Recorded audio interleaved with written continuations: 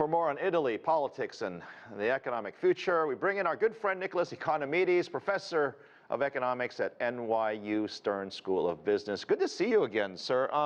Let me start with Italy, because we haven't talked about it for a little while, but it's been brewing. We obviously have the issue with the previous administration. Now we have a new administration and a female prime minister, and the list of things to fix is long, but the list of solutions, I think, is quite short. Well, I think, first of all, I mean, one shouldn't be surprised that parties that used to get 4% a few years ago now are in power. This has happened in Greece. In Greece, it was a left-wing party that used to get 4%, and suddenly it was in power, and created a totally disastrous renegotiation with the European Union. Now, I'm not saying that necessarily this party in Italy is going to be that bad, but it is problematic because it shows an exasperation of the voters who vote for whoever has not been in power before. So now the problems, there is inflation, there is very big debt. Debt is 150% of GDP. And unfortunately, the debt will mature pretty soon. So in 23 and 24, there will be maturing of the debt, which means that there is a need for refinancing. And a lot will depend on who is the finance minister, what kind of policy will be followed. Additionally, Italy depended on Russian natural gas. And it has to make it now without it, which is hard.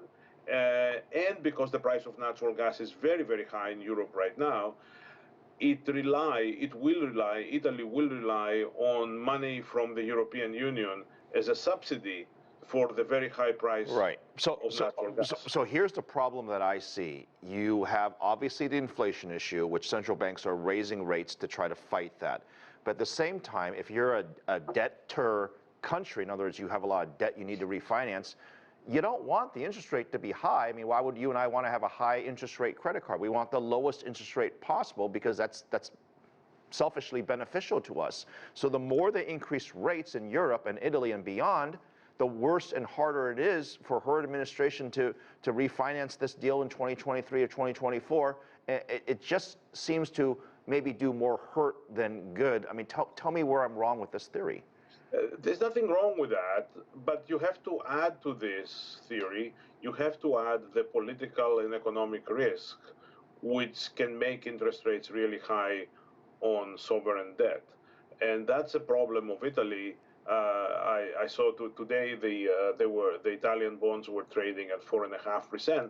Well, this is pretty high for a continent that until a few months ago had negative interest rates. So there is political risk, and how the new administration is going to handle itself will make a big difference to minimize the political risk, to bring the Italian bonds closer to the rates of the German bonds.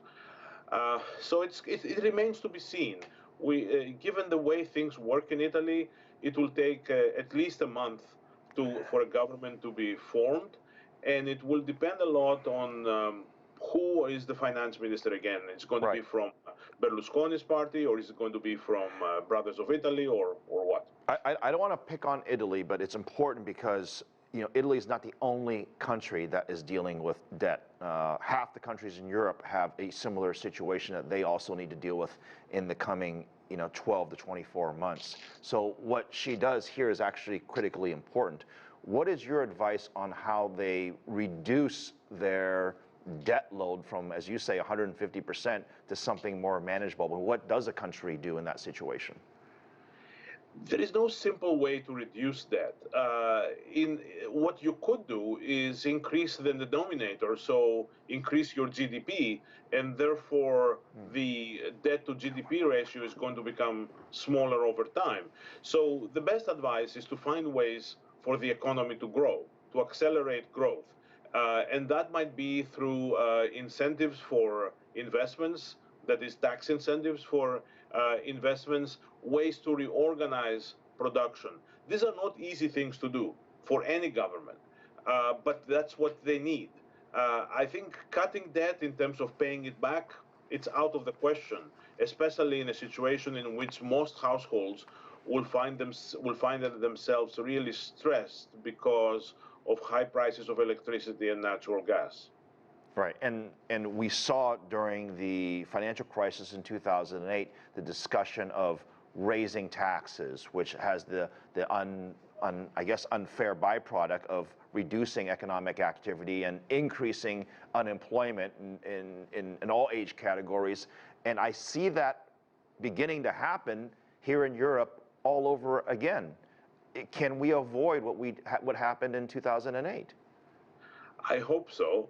I definitely hope so, and I definitely hope that we can also avoid it in the United States, where we see also pressure to increase taxes, which is reducing economic growth. And we are not at 150% of GDP, but we're getting there. So it's important for all these lessons from Europe to be applied to the United States.